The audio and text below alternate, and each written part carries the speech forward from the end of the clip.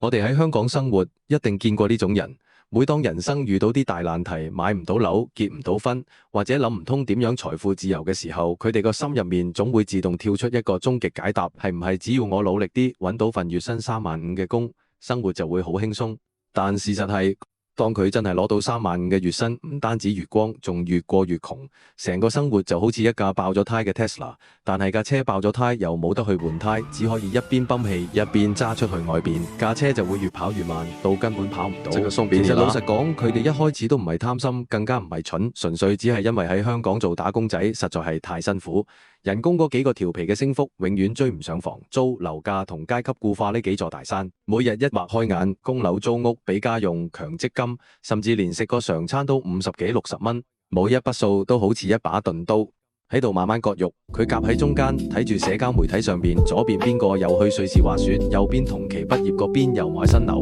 佢個人沉重到連個頭都抬唔起。就喺呢個時候，市場上大把量身訂嘅偽中產幻覺就會好貼心咁飄去佢眼前。幾百蚊一餐嘅精緻 brunch， 分期付款都要買嘅手袋，同埋演算法日日塞落你個手機度嘅精緻生活學，呢啲嘢太容易成為佢釋放工作焦慮嘅救命稻草。你買嘅邊度係商品，佢買嘅係自己虛無攘一嘅翻身希望，同埋一種我雖然揾得唔多，但我過得好有尊嚴嘅幻覺。我哋可以嚟理下個幾個階段，睇下月薪升到35000嘅時候，你係唔係咁？階段一，新手甜頭同認知錯位，命運最中意喺剛開始嘅時候俾舊糖你。當佢經歷千辛萬苦，人工終於由20000蚊升到35000，成功超越全港工資中位數，你犯嘅第一個致命錯誤，就係把單純因為行業運氣或者純粹係佢肯用條命去 OT 換翻嚟嘅隨機好運，誤認為係自己嘅天分與賺錢眼光。階段二，自我神化同傲慢之生，佢開始將每一次餐飯食得貴啲歸功於自己識得享受人生，而存唔到錢，佢就怪罪個大環境，怪物價太貴。佢開始睇唔上嗰啲每個月死慳死抵排隊買特價送嘅穩健常識，心思全放響點樣提高信用卡信用額度。佢嘅精神一早已經搬入咗我係中產嘅豪宅幻覺入邊居住。階段三，盲目加碼同自尊綁架，直到有一日佢發現月入35000竟然完全唔夠使，甚至連網上嗰啲單身月薪8萬嘅專業人士都喺度嗌救命，話自己月月清，全職幫銀行打工嘅時候，佢就開始驚啦。你嫌自己資產增長太慢，於是做出最瘋狂嘅舉動，挪用自己嘅生活底線資源，走去借貸或者盲目跟風去炒股，炒啲自己完全睇唔明嘅高風險資產。佢根本唔係做緊理性投資，佢只係將自己高傲嘅自尊心同埋呢啲偽資產死死綁埋一齊。佢拒絕向自己承認一件事：我以為揾35000就夠，其實我睇錯咗。其實如果我哋去睇官方最新公布嘅數據，會發現政府統計處話本港僱員每月工資中位數係21200元，而最新就業收入中位數係22500元，即係話佢揾35000喺數據上已經顯著高過全港一半以上嘅打工仔，甚至按照國際標準，佢已經穩穩陣陣踏入咗中產嘅門檻。聽落好似好勵志，成個社會一片大好，但係統計表上嘅平均數字是一回事，佢現實生活入邊嘅體感貧窮是另一回事。我哋唔可以拎住個全港平均溫度去安慰一個全身上下正被大火燒緊嘅人。喺香港呢場大型金錢遊戲入邊，最先被通脹同生活成本食被懲罰嘅，永遠係嗰啲老老實實領一份糧，只持有現金喺公司出面排隊等升職加薪嘅偽中產。呢個高成本嘅社會系統，從來不會在崩盤前俾我哋任何溫柔嘅警告。向一個極短嘅瞬間，比如金融風暴或者係公司突然裁員，佢盲目依賴運氣勉強撐落嚟嘅精緻生活，會響一夜之間被全部沒收。最讓人絕望嘅地方在於，無論佢響網上世界炒股輸得幾慘，或者佢內心幾崩潰，現實世界絕對不會為佢停低半步。佢返到屋企，依然要獨自面對極度冰冷廉價嘅日常現實，下個月嘅卡數賬單、催交信息同埋變幻莫測嘅未來。呢個社會最冷酷嘅地方，就係佢絕對唔會因為你受咗傷，就少收任何一分錢嘅租金或稅。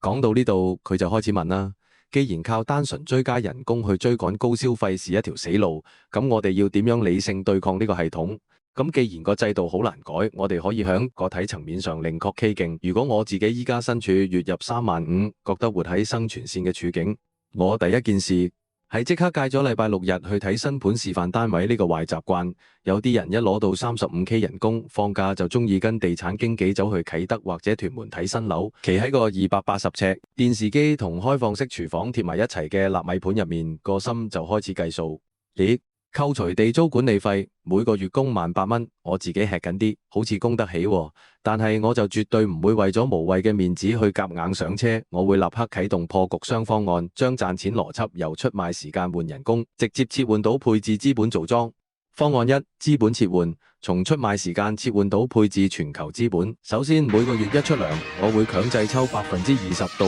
30%嘅資金，大概7-8千蚊，直接定期定額盲投美股指數基金，好似 VOO 或者收高息嘅 Covered Call ETF。香港打工仔最大嘅盲點就是容易將一世嘅財富押注響勞動力同單一城市嘅自住樓上面。你要明白，自住樓本質上係消費型資產，你每個月要供款交管理費，佢響提供現金流之前都係負債。真正嘅破局是你要學會配置思維，與其追求公司加幾千蚊人工，不如將每個月剩低嘅彈藥老老實實毫無感情咁投入到美股指數基金，如 S&P 500 ETF 或者投資級別債券。你唔需要做股神，你只需要利用全球最優秀企業嘅生產力來幫你對抗香港嘅惡性通脹，等全球資產幫你打工，而唔係你全職為香港嘅銀行打工。方案二，精準切割，主動拒絕演算法焦慮，建立現金流防禦壁壘。高薪族之所以變負資產，是因為支出隨着收入自動波升級。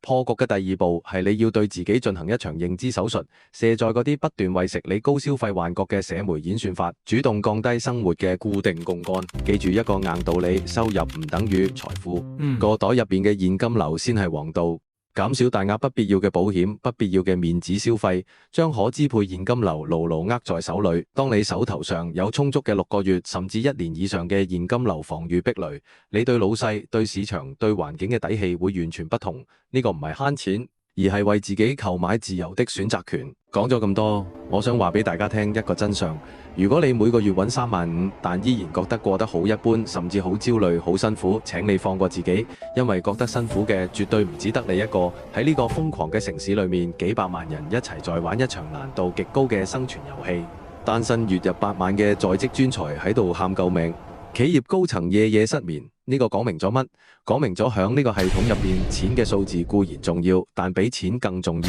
更決定你下半場命運嘅是你嘅心態同你嘅策略。定義是人哋俾嘅，但日子係自己過嘅。當你不再將自己嘅自尊心綁架響嗰啲虛無縹緲嘅中產憑證上，當你能夠冷靜落嚟，面對真實嘅自己，你其實已經贏咗第一步。只要你肯穩紮穩打，不再盲目跟風，主動向出賣勞動力之外另闢蹊徑，用資產配置同理性嘅現金流管理嚟武裝自己，你終歸會響呢個冰冷嘅體制縫隙中揾到一條屬於你自己嘅財富道路。今日睇完這段影片，你唔需要急住嚟留言區同任何人承認自己中了邊幾條，你只需要響關掉屏幕之後，誠實咁響內心回答自己一個核心問題。每一次你打開手機睇財經新聞，或者睇自己銀行戶口數字嘅嗰刻，你內心深處想嘅究竟係理性嘅長期資本配置，建立真正嘅現金流，還係一邊睇住 IG 的精緻生活，一邊滿腦子在祈求感性嘅渠行解套，希望下個月老細加多3000蚊人工。呢兩者背後所隔着嘅，就係你下半世人整個人生命運嘅巨大財務與階級鴻溝。喺香港呢個地方，真正將一個人送去瞓公園嘅，從來都不僅僅係環境嘅崩盤，而係嗰啲深陷向只要人工有35000，我就是中產嘅迷霧中，一直到死都不肯願意醒過來嘅速成大夢。如果你都想徹底改變依家嘅財務現狀，搞清楚點樣可以擺脫月光焦慮，我幫大家準備咗一份2026港股、美股高息抗通脹資產對比懶人包，入面精準分析咗現時最適合打工仔、低門檻而且可以穩定收息嘅資產配置策略。訂閱我呢個頻道並開啟小鈴鐺，然後留言關鍵字現金流，我就會將呢份實用嘅懶人包直接發俾你。最後希望大家都可以一齊跳出呢條生存線，真正掌控自己嘅財富。如果覺得呢條片有料到，記得 Like、Share 同 Subscribe 講經 Man。想睇更多資訊，歡迎 click 入下邊條 link follow IG 同埋網站，我哋齊齊解構致富密碼。